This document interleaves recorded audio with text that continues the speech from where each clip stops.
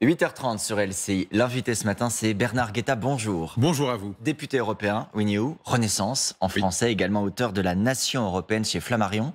Justement, si l'on parle d'Europe, de ce que la nation européenne peut faire, considérez-vous qu'elle est à la hauteur, cette Europe, face à ce qui se passe au Haut-Karabakh? La ministre des Affaires étrangères, Catherine Colonna, se rendra demain en Arménie.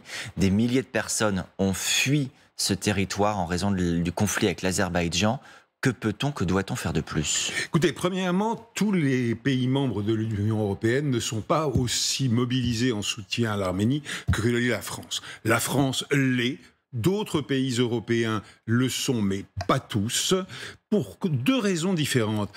Les uns... Tout simplement, l'Arménie, ça ne leur parle pas. Ça ne leur parle pas. C'est pas leur histoire, ils savent pas trop, etc. Alors que, par exemple, nous le savons tous, les liens entre la France et l'Arménie sont très anciens, très profonds, et je dirais extrêmement amicaux, pour ne pas dire affectueux. Aussi en raison de la présence d'une diaspora arménienne en France qui a beaucoup contribué à la culture. Oui, bien sûr. Mais pourquoi est-ce que nous avons une importante diaspora arménienne en France? Parce que la France a accueilli les rescapés du génocide de 1915. Et les a accueillis à bras ouverts, parce que déjà, à l'époque, il y avait une immense sympathie en France pour l'Arménie. Donc, il y a un lien particulier. Mais au-delà de ces différences de perception entre les États membres, il y a une réalité qui est... L'Union européenne ne peut pas intervenir militairement en Arménie, ou en tout cas ce serait incroyablement difficile, parce qu'il n'y a pas de continuité territoriale, parce qu'il y a la Turquie, parce qu'il y a la Russie, parce qu'il y a l'Azerbaïdjan. Personne de raisonnable n'imagine que l'Union européenne fasse sauter... Donc en réalité, c'est un conflit sans solution, si je comprends bien. Non, justement. Il ne faut pas dire ça. Il ne faut pas se résigner, parce que nous avons un moyen de pression formidable sur l'Azerbaïdjan, qui est la continuité ou l'interruption de nos achats de gaz ou de pétrole. Il y a eu un moment, juste après l'agression de M. Poutine contre l'Ukraine, où l'Union européenne, tous les pays de l'Union européenne, les 27, avaient un besoin, mais criant, de pouvoir substituer de nouveaux approvisionnements énergétiques à ceux de la Russie qui s'interrompaient. Et l'Azerbaïdjan a servi. Et l'Azerbaïdjan a servi. Et c'est pour ça que quand on reproche à la présidente de la Commission européenne d'avoir été en Azerbaïdjan, d'avoir négocié cet accord, écoutez, non, il ne faut pas être injuste, parce qu'à l'époque, nous en avions... Mais est-ce qu'il faut faire avec l'Azerbaïdjan comme on a fait avec la Russie, dire désormais on s'en passe et on ne travaille plus avec ce pays? Mais écoutez, désormais avec l'Azerbaïdjan, on peut se passer des fournitures énergétiques. Parce que précisément, la solidarité et la mobilisation des pays de l'Union européenne et des institutions de l'Union a été telle que nous avons trouvé des énergies de substitution aux énergies russes, et aujourd'hui nous pouvons absolument, quelques difficultés, mais surmontables, nous passer de l'Azerbaïdjan. Et donc, il faut dire à Bakou très clairement, si vous agressez maintenant directement l'Arménie, et non plus seulement le Nagorno-Karabakh, alors là, ne comptez plus sur un euro d'achat de pétrole. On va rester, Bernard Guetta, sur cette idée d'accueil. Vous l'avez dit il y a très longtemps, à l'occasion du génocide arménien. Aujourd'hui, d'une autre manière, la question se pose. 2500 migrants morts ou disparus en Méditerranée, disait il y a quelques jours le Haut-Commissariat aux réfugiés de l'ONU. Il se trouve que les 27 peinent à finaliser leur accord sur l'immigration, ce pacte. Ça fait plusieurs semaines qu'on dit ça y est, on est en train de le finaliser. Je crois qu'on y est vraiment. Vous pensez qu'on y est vraiment? On dirait vraiment, oui. Qu'est-ce qui peut encore aider à conclure définitivement? Écoutez, normalement, je dis normalement parce que bon, écoutez, tout peut arriver, on ne sait pas. Mais normalement, ça devrait être finalisé au milieu de cette semaine, et ensuite on devrait passer très rapidement aux négociations qui ne seront pas difficiles, particulièrement difficiles, entre la Commission et le Parlement et le Conseil, c'est-à-dire les 27 chefs d'État et de gouvernement. C'est ce qu'on appelle les trilogues, c'est-à-dire le dialogue entre les trois institutions. Le Conseil européen qui réunit les 27 chefs d'État et de gouvernement des 27 États membres, la Commission qui est l'exécutif, pratique de l'Union, et puis le Parlement qui est la voix de la population. Et qui était le plus avancé en réalité sur ce sujet? Le Parlement, ça fait un petit moment que déjà il y a eu... Écoutez, le Parlement est toujours plus avancé parce que le Parlement... Vous le dites en tant que parlementaire européen. Je vais dire quelque chose de méchant, mais qui est vrai. Le Parlement n'a pas... Ces décisions n'ont pas d'implication immédiate. Donc on peut parler. On peut exprimer des sentiments. Les chefs d'État et de gouvernement, comme la Commission, quand ils passent aux décisions... Ils détiennent la clé. Ils détiennent la clé, mais surtout... les conséquences pratiques sont là immédiatement sur la table. Dans les discussions, Bernard Guetta, on a été frappé quand même ces dernières semaines de voir une nouvelle convergence de vues entre la France et l'Italie. D'ailleurs, l'entourage du président de la République française a eu des mots relativement amicaux en direction de la présidente du Conseil italien, nouveau par rapport à ce qu'on avait entendu précédemment. Est-ce que vous considérez aujourd'hui que le chef de l'État français et la chef du gouvernement italien sont alignés sur la question de l'immigration? Mais vous savez ce qui s'est passé, c'est que Madame Meloni, la présidente du Conseil, on ne dit pas première ministre d'Italie, la présidente du Conseil italien, a fait un U-turn, comme on dit en bon français, un tournant à 180 degrés. Parce qu'elle est arrivée en disant « Ah, la solution est italienne, nationale, qu'on ne me parle pas de cette bureaucratie européenne, etc. etc. » Et quelques mois après, elle a bien dû constater que la solution nationale, ça ne marche pas. Ça fait d'elle une européenne zélée aujourd'hui? Vous iriez jusqu'à dire ça? Écoutez, une européenne zélée... Pas dans tous les domaines probablement, mais sur la question de l'immigration, elle appelle à une solidarité complète des 27. Et oui, et c'est là la grande rupture entre les deux extrêmes droites en Europe. L'extrême droite à laquelle appartient Madame Meloni, celle des Européens conservateurs et réformateurs, c'est le groupe parlementaire au Parlement européen, et puis celle à laquelle appartient le Rassemblement national et Madame Le Pen, c'est-à-dire Identité et démocratie, le groupe, etc. Bon, alors Madame Le Pen continue à dire l'Union européenne, horreur, abomination, incompétence, etc., etc., pendant que l'autre extrême droite dit au contraire, on a besoin de serrer les rangs des Européens pour trouver les solutions aux problèmes. Il est évident que c'est Madame Meloni qui a raison.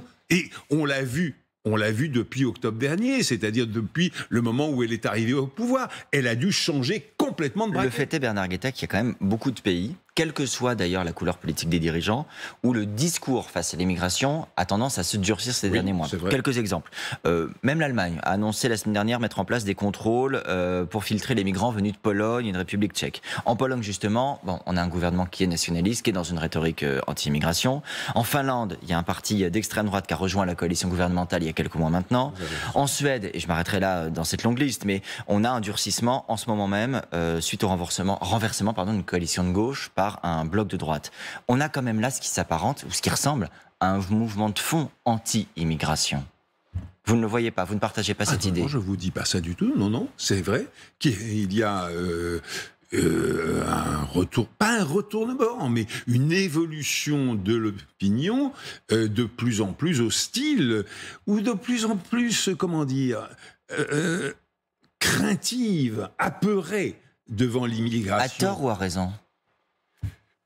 Je crois qu'il y a le développement d'une phobie excessive, mais ce qui est absolument vrai, c'est qu'on ne peut pas continuer à accueillir, comme disait Michel Rocard, toute la misère du monde. Cité il y a une semaine par le chef de l'État français. Oui, mais vous vous souvenez de la fin de la phrase. Oui, mais il faut la France ne peut pas accueillir toute la misère du monde, mais elle doit en prendre sa part. Est-ce qu'elle le fait suffisamment aujourd'hui, franchement? La France, non, pas assez, je ne le pense pas.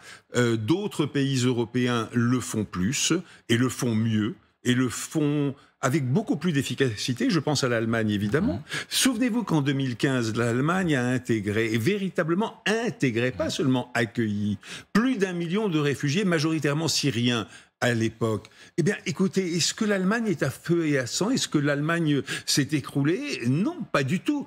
Pourquoi? Parce que l'Allemagne, à l'époque, s'est donné réellement les moyens d'intégrer des gens qui voulaient s'intégrer. Et si on se donnait les moyens d'intégrer dans nos 27 pays...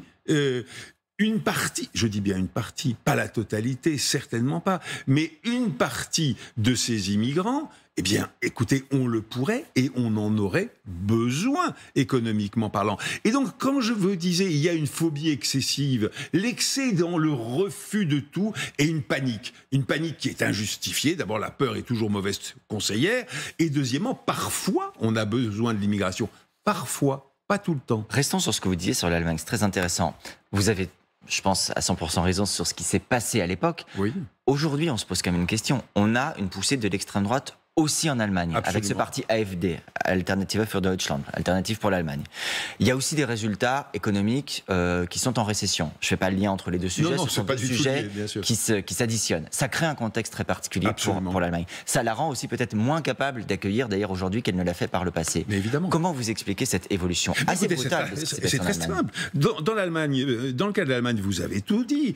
Quand on est prospère, quand votre économie est battante, se développe, etc., on n'a peur de rien. On n'a peur de rien et surtout pas de nouveaux bras qui vont contribuer au développement de votre économie.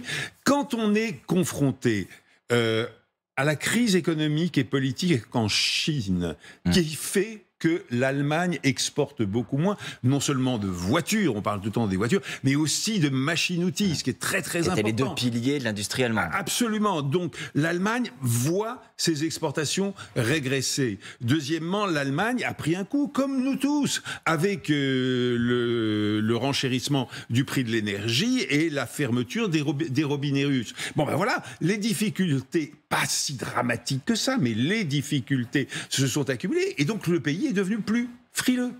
C'est tout à fait logique. Le terme « homme malade » qu'on veut parfois coller à l'Allemagne vous paraît approprié aujourd'hui ?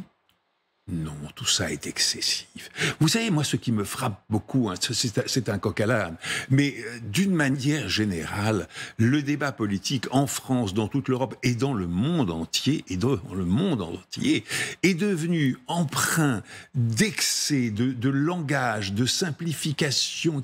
Mais c'est très grave, c'est très très inquiétant, parce que quand on simplifie à ce point, c'est-à-dire que l'on pose mal les problèmes, eh bien évidemment les solutions sont moins bonnes si ce n'est catastrophique. C'est ce qui explique de votre point de vue aussi le succès des nationalistes ou leur succès possible en Pologne par exemple. Dans 15 jours, il y a des élections législatives. Hier, il y avait une manifestation monstre à Varsovie, 1 million d'opposants. Incontestablement, c'est une performance. Et pourtant, c'est quand même le parti nationaliste au pouvoir qui est donné favori pour ces législatives. Alors, il l'était jusqu'à cette manifestation. Vous pensez que les choses ont changé ? Je ne sais pas, mais c'est possible. En tout cas, l'opposition l'espère. C'est pour ça qu'ils ont organisé cette énorme démonstration de force. Les photos aériennes sont absolument impressionnantes de Varsovie avec la manifestation. On voit toutes les grandes avenues du cœur de Varsovie, mais emplies par une marée humaine. Enfin, c'est absolument stupéfiant. Alors, est-ce qu'ils pourront gagner les élections ? Ben, ce n'est pas encore joué. L'opposition et la majorité au pouvoir sont au coude à coude, mais comme en Slovaquie, dont on va certainement parler. Bien sûr, je rappelle juste, il y a eu des élections aussi ce week-end. Voilà. Avec là en tête, même si on n'a pas encore la composition de futur gouvernement, mais en tête, le parti populiste de l'ancien Premier ministre Robert Fico. Bon, à chaque fois quand même, on se dit, soit les nationalistes, soit les populistes sont soit aux portes du pouvoir, soit en tête des élections. Alors attendez-nous, à chaque fois vous exagérez, parce que regardez, en Espagne, juste maintenant, la coalition, la tentative de coalition entre la droite et l'extrême droite, ben non, ils ont mordu la poussière, et il est assez vraisemblable, ce n'est pas joué. Mais il est assez vraisemblable que la gauche socialiste va être ramenée au pouvoir. Dans quelques mois, ce n'est pas un pays de l'Union européenne, mais c'est quand même un pays européen. En Grande-Bretagne, la gauche va revenir au pouvoir. Alors là, c'est absolument plié, tellement les conservateurs sont défaits. La gauche va revenir au pouvoir. Donc vous contestez l'idée qu'il y ait une poussée populiste ou nationaliste en Europe ? Non, il y a une poussée de droite, absolument. L'extrême droite, oui, progresse, mais dans des conditions très étranges. Elle progresse dans la division. C'est-à-dire que l'extrême droite au niveau européen se casse. On parlait tout à l'heure de Madame Mélanie, Madame Le Pen. Il y en a une qui est au pouvoir depuis 1 an, donc elle apprend les réalités. Madame Le Pen, elle ne vit pas dans les réalités, elle vit dans des, je ne sais pas quoi. Vous pensez qu'une extrême droite au pouvoir change forcément ? Forcément non, mais il arrive qu'elle change devant les réalités. C'est ce qui est arrivé à Madame Mélanie devant la réalité de l'immigration. Parce qu'un Premier ministre, de toute manière, est bien obligé à un moment ou à un autre d'apporter des solutions à son pays. En l'occurrence, on y revient, Madame Mélanie, pour tenter d'apporter des solutions, eh bien, elle doit se retourner vers ses partenaires de l'Union européenne. Je voudrais qu'on regarde également les conséquences que ces élections peuvent avoir sur le cas de l'Ukraine. Il se trouve qu'en Slovaquie, Robert Fico a en partie fait campagne sur un discours anti-Ukraine. Tout à fait. Pro-russe, pour le dire quasiment. C'est peut-être un peu forcé le trait, mais certainement, on arrête de soutenir l'Ukraine, militairement en tout cas. Est-ce que ça doit inquiéter les Européens pour l'avenir de l'Ukraine? Je vais vous dire, ce qui m'inquiète, c'est une musique qu'on entend. Monsieur Trump et ses amis républicains au Congrès qui bloquent pour l'instant, ça va pas durer, mais quand même, qui bloquent pour l'instant les budgets d'aide. Il a quand même fallu que Joe Biden, président américain, rassure. Il a eu des mots ce week-end pour dire, je vais les citer, nous n'abandonnerons pas. La grande majorité des deux partis, il parle des démocrates et des républicains en effet, soutiennent l'aide apportée à l'Ukraine. Mais il a raison d'ailleurs, c'est la grande majorité, y compris les républicains. Mais il y a une minorité active d'élus républicains qui veulent, sur instruction de Monsieur Trump, parce qu'il veut tout casser cet homme-là, qui veulent freiner, bloquer ou en tout cas freiner le déblocage de l'aide à l'Ukraine. Donc il y a une musique qu'on entend. Est-ce que ça va avoir des répercussions réelles, concrètes sur l'aide à l'Ukraine? Je ne le pense pas, absolument pas. L'aide américaine va être débloquée, évidemment, parce que Biden a raison. Elle est soutenue par la majorité des républicains et l'unanimité ou quasiment des démocrates. L'élection en Slovaquie ne change pas grand-chose parce que franchement, l'aide militaire de ce très petit pays à l'Ukraine était dérisoire, enfin, symboliquement importante. Et donc là, sur le terrain des symboles, oui, c'est embêtant. Sur le terrain concret, non, ça vous parliez de petite musique, est-ce que ça ne contribue pas à justement peut-être faire douter des pays ou des opinions publiques dans lesquelles aujourd'hui le soutien à l'Ukraine est important? Écoutez, quand on voit les sondages, non. Non. Le danger est là. C'est pour ça que cette petite musique m'inquiète, me gêne, mais cette petite musique ne reste que petite et que musicale. Dans quelques mois, en l'occurrence le 9 juin, en France, il y a les élections européennes. Oui. Elles s'étalent sur quelques jours à l'échelle de notre Union. L'immigration, on en a parlé. Le soutien à l'Ukraine, on en a parlé. Certainement des sujets qui seront au cœur. Il se trouve que, vous le citiez tout à l'heure, il y a des partis qui ont déjà commencé leur campagne. Jordan Bardella pour le Rassemblement national, Marion Maréchal pour Reconquête. À gauche aussi, des débuts de campagne. Les écologistes sont déjà désignés. Les autres partis sont en passe de les désigner formellement. Pour vous, ce sera qui, la tête de liste pour Écoutez, je ne le sais pas. Je ne le sais pas et elle n'a pas encore été désignée. Mais vous savez, moi, je n'appartiens à aucun des partis de la majorité présidentielle. Mais vous étiez sur la liste et vous avez été non, mais absolument. J'appartiens à la majorité présidentielle, mais à aucun. Vous souhaitez encore être sur la liste pour les prochaines élections? Oui, bien sûr, tout à fait. Mais je ne sais pas si on m'y mettra. Je l'espère, mais on verra. Mais donc, n'appartenant à aucun des partis, je ne suis pas dans le secret des dieux. Je vois que l'on tarde à désigner une tête de liste et à entrer en campagne. Entrer en campagne, non, on est en campagne. Puis vous savez, nous avons, sans nous vanter, une manière de faire campagne qui est autrement plus intéressante qu'une campagne. C'est qu'on agit au Parlement européen. Vraiment, il y a un bilan de la majorité présidentielle française au Parlement européen et dans l'évolution très positive de politiques européennes dont on n'a pas à rougir. Mais vous souhaiteriez que la campagne prenne une nouvelle dimension avec la désignation de tête de liste? Je le souhaiterais parce que je pense que ce serait une erreur de trop traîner. À entrer, je dirais, officiellement en campagne, donc à avoir une tête de liste, à commencer à organiser des meetings, des réunions, etc. Ça veut dire que le calendrier qui est évoqué d'une désignation en janvier vous paraît trop tardif? Écoutez, si c'est en janvier, ça ira encore. J'aurais préféré que ce soit plus tôt. Je continue à préférer que ce soit plus tôt. Je voudrais vous interroger encore, Bernard Guetta, on arrive bientôt à la fin de cet entretien, mais sur des propos qu'a eu sur ce plateau la semaine dernière le ministre des Comptes publics, Thomas Cazenave, sur la justification du recours au 49.3 en France, à l'Assemblée nationale, sur la loi de programmation des finances publiques. Il nous expliquait qu'il fallait une vision pluriannuelle de nos finances, bon, jusque-là on suit, y compris parce que des financements de l'Union européenne dépendent de cette vision, notamment 18 milliards d'euros à la clé dont la France a besoin. On peut en tirer la conclusion un peu facile, peut-être, que Bruxelles décide du recours au 49.3 en réalité, et que ce sont les nécessités européennes qui conduisent la France à avoir recours au 49.3. Écoutez, il ne serait pas nécessaire de recourir au 49-3 s'il y avait une majorité absolument nette. Ce n'est pas Bruxelles. D'ailleurs, qui c'est Bruxelles? La Commission, le Parlement? Non, non. Ce n'est pas Bruxelles ou une institution européenne quelconque qui décide du vote des Français et donc de la composition de l'Assemblée nationale. C'est évidemment les électeurs français.